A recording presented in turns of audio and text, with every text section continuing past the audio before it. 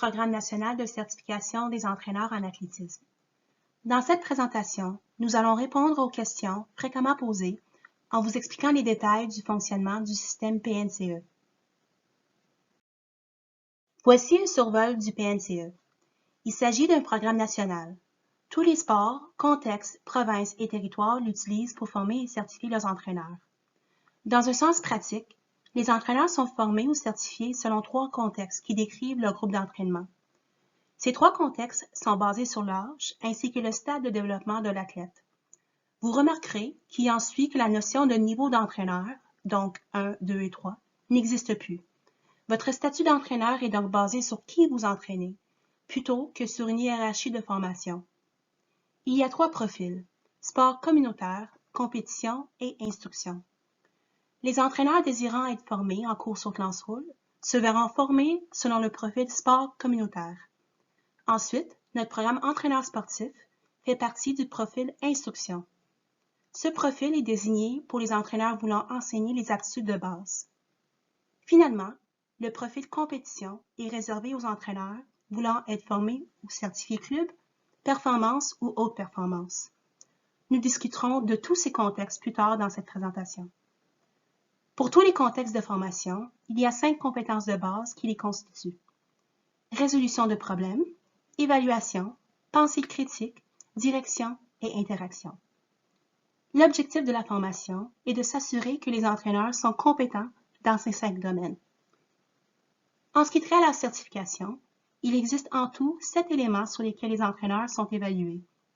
La capacité de prendre des décisions éthiques, de soutenir les athlètes à l'entraînement, de planifier une séance d'entraînement, de soutenir l'expérience de compétition, d'analyser la performance, de concevoir un programme sportif et finalement de gérer un programme sportif.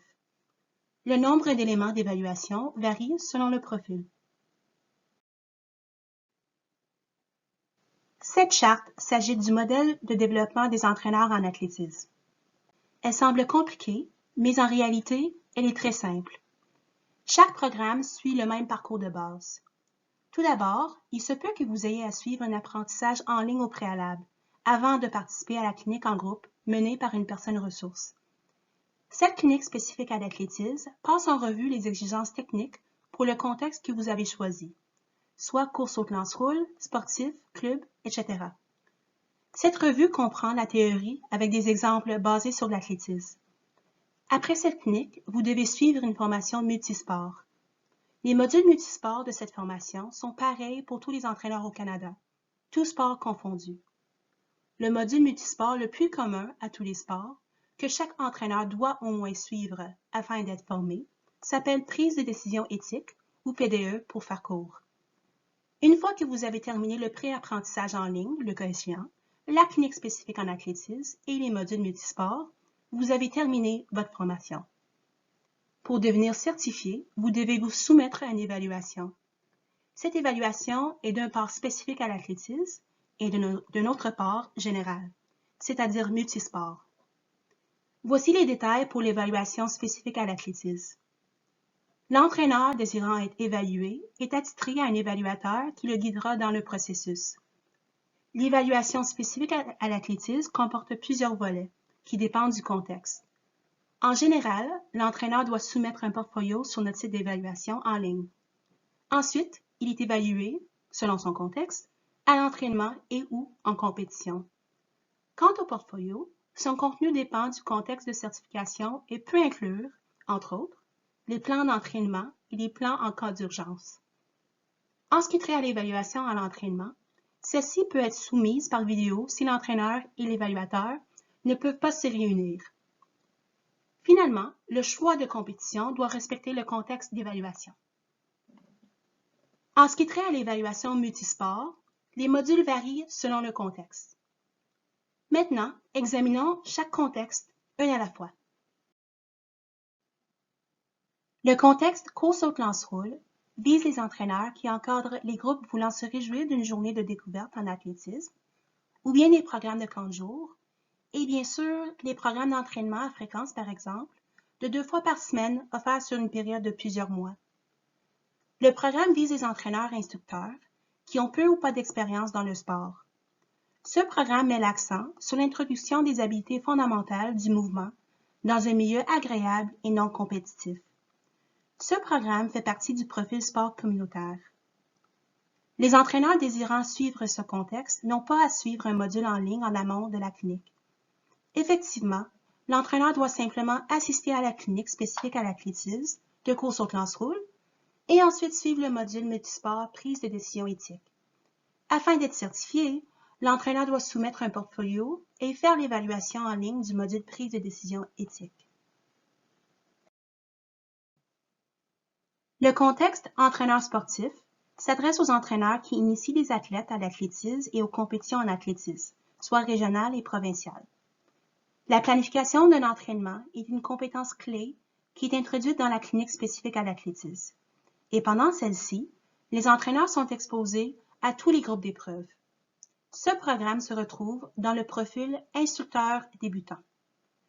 Dans le cadre d'entraîneurs sportifs, les entraîneurs sont initiés aux épreuves qui sont disputées dans l'environnement début secondaire, ou bien secondaire 1 et 2 au Québec. Dans ce contexte, l'entraîneur doit compléter un travail en amont de la clinique. Ce devoir se retrouve dans le cahier de travail que les participants reçoivent avant d'assister à la clinique. Il existe des modules en ligne qui passent en revue certains principes fondamentaux des épreuves en athlétisme qui sont à votre disposition en tant que ressources et pour l'instant sont facultatifs. Afin de compléter sa formation, l'entraîneur doit assister à la clinique et suivre le module PDE ou bien prise de décision éthique. Afin d'être certifié, l'entraîneur doit soumettre un portfolio, se soumettre à une évaluation en entraînement et finalement doit faire l'évaluation en ligne du module prise de décision éthique. Le contexte entraîneur de club est destiné aux entraîneurs qui travaillent avec des athlètes qui ont une base en athlétisme ou qui ont des antécédents sportifs dans un ou plusieurs sports. L'objectif de ce cours est de préparer l'entraîneur à développer les aptitudes d'un athlète dans un groupe d'épreuves spécifiques. La planification saisonnière est une compétence clé introduite dans ce cours. Afin de devenir entraîneur de club, les entraîneurs sélectionnent un groupe d'épreuves dans lequel ils se spécialisent et toutes les facettes de ce groupe d'épreuves leur sont présentées. Un entraîneur de club peut détenir plusieurs contextes. Pour ce faire, il doit suivre au complet la clinique spécifique en athlétisme pour un seul groupe d'épreuves. Par la suite, l'entraîneur n'a qu'à suivre la formation pratique d'une prochaine clinique spécifique à un autre groupe d'épreuves. Les entraîneurs souhaitant se spécialiser dans les courses de fauteuil roulant ou les paralancers doivent d'abord assister à un atelier d'entraîneur de club dans les groupes de lancer, de sprint ou d'endurance. Ensuite, ils peuvent assister à l'atelier de spécialisation en fauteuil roulant. Ce programme fait partie du profil Introduction à la compétition. Dans le contexte entraîneur de club, l'entraîneur doit compléter un travail en amont de la clinique. Ce devoir se retrouve dans le cahier de travail que les participants reçoivent avant d'assister à la clinique. En ce qui trait au module vu en classe, certains sont les mêmes que ceux retrouvés dans le contexte entraîneur sportif. Donc, vous pouvez faire grâce de ces modules si vous les avez déjà suivis. Il existe des modules en ligne qui passent en revue certains principes fondamentaux des épreuves en athlétisme qui sont à votre disposition en tant que ressources et pour l'instant sont facultatifs. Afin de compléter sa formation, l'entraîneur doit assister à la clinique et suivre le module prise de décision éthique. Afin d'être certifié, l'entraîneur doit soumettre un portfolio, se soumettre à une évaluation en entraînement et finalement faire l'évaluation en ligne du module prise de décision éthique.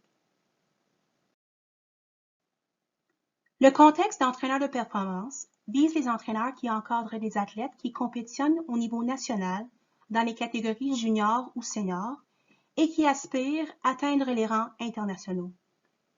La formation met l'accent sur les groupes d'épreuves, notamment sur la planification annuelle et de la périodisation. Ce programme fait partie du profil développement de compétition. Dans le contexte entraîneur de performance, il y a plus de travail à effectuer en amont de la clinique, en faisant une comparaison avec les autres contextes. C'est pour cela que ce contexte est destiné aux entraîneurs expérimentés qui sont certifiés entraîneurs de club. Avant de participer à la clinique de 4 jours, vous devez suivre le cours d'apprentissage en ligne, entraîneur de performance, disponible dans le casier. Le deuxième livrable, avant de participer à la clinique, s'agit de la soumission d'un plan annuel d'entraînement à votre personne ressource. Après avoir terminé l'apprentissage en ligne et assisté à la clinique, il y a 6 modules multisports à compléter avant de pouvoir être formé. Prise de décision éthique, diriger un sport sans dopage, gestion des conflits, psychologie de la performance, efficacité en entraînement et leadership et gestion d'un programme sportif. Contactez votre association provinciale d'entraîneurs pour connaître l'offre des modules multisports. Pour devenir certifié, vous devez faire l'évaluation de 3 modules multisports, soit prise de décision éthique, gestion des conflits et diriger un sport sans dopage.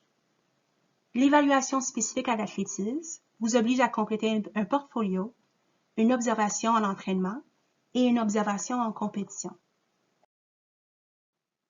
Le parcours entraîneur de haute performance est accessible aux entraîneurs sélectionnés par le directeur de la haute performance et entraîneur-chef d'Athlétisme Canada. Les entraîneurs doivent être certifiés entraîneurs de performance ou avoir une formation et une expérience équivalente dans un autre pays. Les éléments de formation sont le diplôme avancé en entraînement, ou DAE, et le programme de formation d'entraînement de World Athletics. Le DAE est un programme multisport du PNCE, offert en séminaire hebdomadaire de 3 ou 6 heures sur 1 ou 2 années. Le programme d'athlétisme international est généralement enseigné pendant une semaine, en groupe d'épreuves. Une fois qu'un entraîneur sélectionné a terminé les cours et les travaux du cours pour ces 2 formations, ils sont considérés comme étant formés, puisque le module prise de décision éthique aurait déjà été terminé via le cheminement entraîneur de performance. Chacun de ces programmes a une évaluation finale. À la fin de l'évaluation finale des 2 cours, l'entraîneur sera considéré comme étant certifié entraîneur de haute performance, en autant qu'il demeure l'entraîneur personnel d'un athlète qui a atteint la norme de considération internationale du PPAC. Les athlètes n'ont pas besoin d'être nommés au PPAC, ils ont juste besoin d'atteindre la norme pour en être pris en considération. À titre d'information, le PPAC s'agit du parcours de performance de l'athlète canadien, qui est un programme de haute performance géré par Athlétisme Canada. Une fois que vous êtes certifié, vous devez maintenir ce statut en obtenant un certain nombre de points ou crédits dans une période spécifique. Ces crédits sont obtenus en suivant des formations contribuant à votre développement professionnel. Si vous êtes certifié course au Clansroule ou entraîneur sportif, vous devez cumuler 10 points de développement professionnel dans une période de 5 ans. Si vous êtes certifié entraîneur de club, vous devez cumuler 20 points dans 5 ans. Et finalement, si vous êtes certifié entraîneur de performance ou haute performance, vous devez cumuler 30 points dans 5 ans. Il existe de nombreuses façons afin d'obtenir des points de développement professionnel ou DP. Par exemple, l'inscription comme entraîneur aux championnats nationaux et à certains championnats provinciaux vous donnera 1 point d'épée.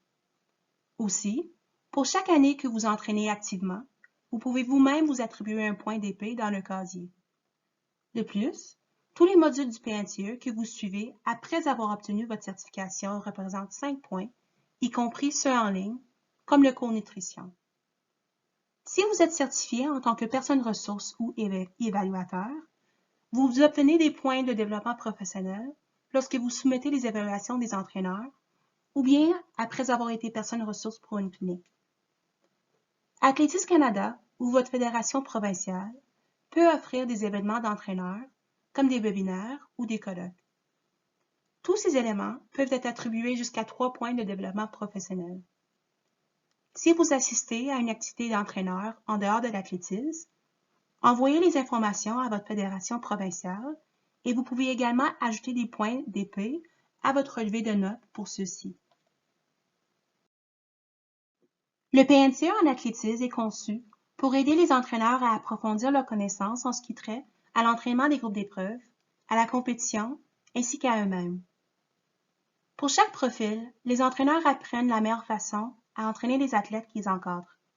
Ensuite, ils sont évalués sur leur habileté dans un contexte de séance d'entraînement et de compétition. L'élaboration et l'évaluation du portfolio certifient, entre autres, que l'entraîneur démontre une rigueur au niveau de la planification de ses séances d'entraînement. Finalement, le maintien de la certification par le biais des points de développement professionnel encourage l'entraîneur à continuer à apprendre.